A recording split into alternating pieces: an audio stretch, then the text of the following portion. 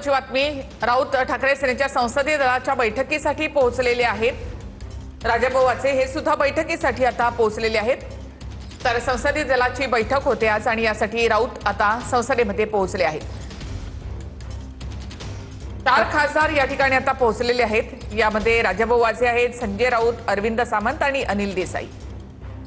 आता उर्वरित कोण खासदार या ठिकाणी बैठकीसाठी हजर होत आहेत हे पाहणं महत्त्वाचं। ही दृश्य संजय राऊत, अरविंद सावंत बैठकीसाठी पोहोचले। संसदेतल्या पक्ष कार्यालयात ही बैठक। संसदीय बैठकीसाठी सर्व खासदारांना व्हीप जारी करण्यात आलेला आहे। मात्र अद्यापही त्या 6 खासदारांपैकी कोणीही या बैठकीसाठी पोहोचलेलं नाही। तर आतापर्यंत 4 खासदार पोहोचलेले आहेत, ज्यातील 3 लोकसभा सदस्य आहेत आणि 1 राज्यसभा सदस्य। अरविंद सावंत, राजाभाऊ वाजे, अनिल देसाई बैठकीसाठी पोहोचलेत। संजय राऊत सुद्धा बैठकीसाठी पोहोचलेले आहेत। म्हणजे जे 3 खासदार हे सध्या लोकसभेचे खासदार उद्धव ठाकरे यांच्या सोबत आहेत, ते या बैठकीसाठी पोहोचले आहेत आणि अनिल देसाई सुद्धा बैठकीसाठी पोहोचले आहेत। राजाभाऊ वाजे हे सुद्धा बैठकीसाठी पोहोचले आहेत। थेट आपण जाऊयात आमचे प्रतिनिधी दिनेश दुखंडे यांच्याकडे। दिनेश, त्या 6 खासदारांपैकी अद्याप कोणीही या बैठकीसाठी इथे आलेलं नाही।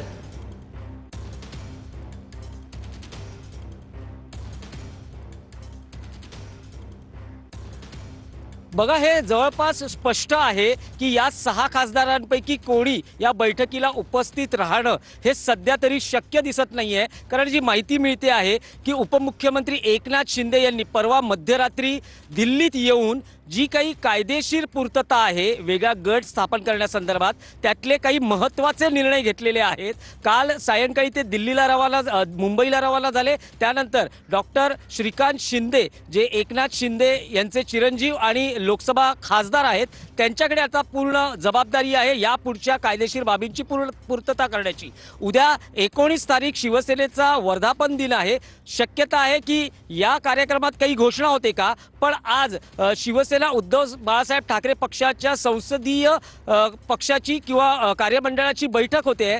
त्यात जे खासदार अनुपस्थित राहतील त्यांच्यावर कायदेशीर कारवाईची टांगती तलवार आहे।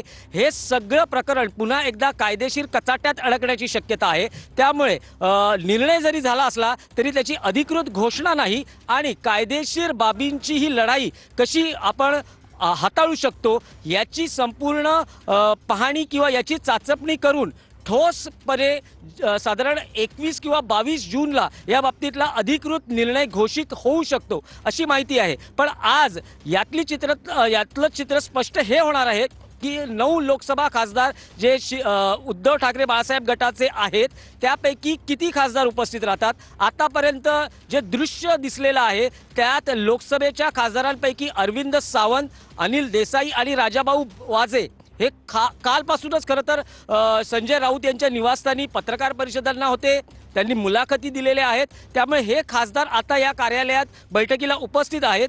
अन्य खासदार उपस्थित आहेत का या बाबतीतली अजूनही स्पष्टता नाही, पण यापैकी कोणी उपस्थित राहणार नाही असंही म्हटलं जातं आहे। त्यामुळे आता चित्र स्पष्ट आहे। थोड्याच वेळात हे उघड होईल की लोकसभेचे 9 पैकी किती खासदार उद्धव ठाकरेंबरोबर राहिले आणि किती खासदार यांनी वेगळा गट स्थापन करून ते शिंदे शिवसेनेत विलीन होत आहेत की त्यांचा वेगळा गट पुढे लोकसभा संसदीय राजकारणात काम करतो आहे। नक्कीच दिनेशजी, आणि बैठक सुरू होऊन आता 6 मिनिटं साधारणतः झाली आहेत आणि आतापर्यंत 4च खासदार या ठिकाणी उपस्थित आहेत। त्यामुळे आता काही वेळापूर्वी जी पत्रकार परिषद झाली त्यामध्ये संजय राऊतांनी म्हटलंय की जो फुटला त्याला तुडवा। तर एक आक्रमक असा पवित्रा आता ठाकरेंच्या सेनेनं घेतलेला दिसतो।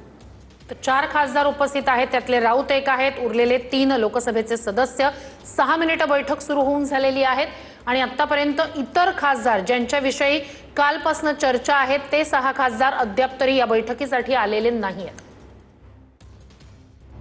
तर हे एक प्रकारे उपस्थिती संदर्भातली लिस्ट म्हणता येईल किंवा यादी म्हणता येईल। जे कोणी या बैठकीसाठी उपस्थित होतील त्यांची नावं आणि त्यांच्या नावासमोर त्यांची सही। तर आता ही यादी आपण पाहतोय। आजच्या संसदीय दलासाठीची जी बैठक बोलावण्यात आली होती त्यासाठीची ही खासदारांची यादी। तर मागच्या सगळ्या घटनांमधून आणि मागे ज्या वेळेला शिवसेना फुटली त्यामधून धडा घेत या ठिकाणी कायदेशीर लढाईसाठी म्हणून आता ठाकरे सेना या ठिकाणी तशी पावलं टाकताना पाहायला मिळत आहेत. थेट पुन्हा एकदा जाऊयात दिनेश दुखंडे यांच्याकडे. दिनेशजी, संजय दिना पाटलांनी काल असं म्हटलं होतं की आपण या बैठकीसाठी जाणार असं, तर संजय दिना पाटील इथे येतील असं काही वाटतं का? किंवा मग या बैठकीनंतर फक्त 3च खासदारांच्या सह्या यावर असणार आहेत, राज्यसभेचे खासदार म्हणून अनिल देसाईंची सही असेल, मात्र त्या 6 खासदारांची सही जर यावर नसेल, ते उपस्थित नसतील, तर मग पुढे काय कायदेशीर कारवाई यावर होऊ शकते?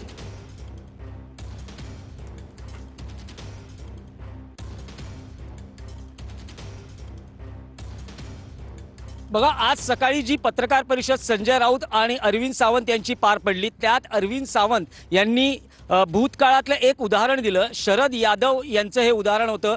ते राज्यसभेचे खासदार असताना वेगळ्या पक्षाच्या व्यासपीठावर जाऊन त्यांनी भाषण केलं आणि हाच मुद्दा त्यांच्यावर कारवाईसाठी पुरेसा ठरला. त्यामुळे अरविंद सावंत यांचं म्हणणं आहे, जे 6 खासदार म्हणजे आता 3 उपस्थित आहेत, पण जे कोणी उपस्थित राहणार नाहीत त्यांच्यावर कायदेशीर कारवाई ही अनिवार्य आहे. पण अजूनही आम्ही वाट पाहतो आहोत कोणती वेळ दिली जाईल का या खासदारांना, तर तसंही काही स्पष्ट केलं गेलेलं नाही. पण त्यांचं असं म्हणणं होतं की या सर्व खासदारांना ईमेल, व्हॉट्सअप, पत्र या माध्यमातून या व्हीप जारी करण्यात आलेली जी सूचना आहे ती त्यांच्यापर्यंत पोहोचवलेली आहे आणि या व्हीपचं त्यांना पालन करावं लागेल. हा पक्षाचा आदेश आहे.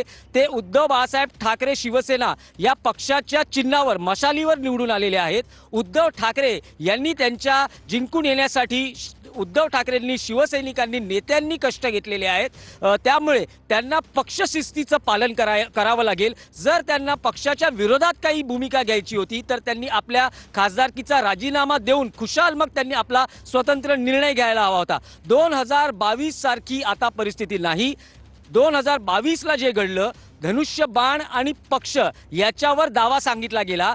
त्यात निवडणूक आयोगानं पक्ष आणि चिन्ह एकनाथ शिंदे यांना बहाल केला. दिनेशजी, थोडंसं थांबवते. जो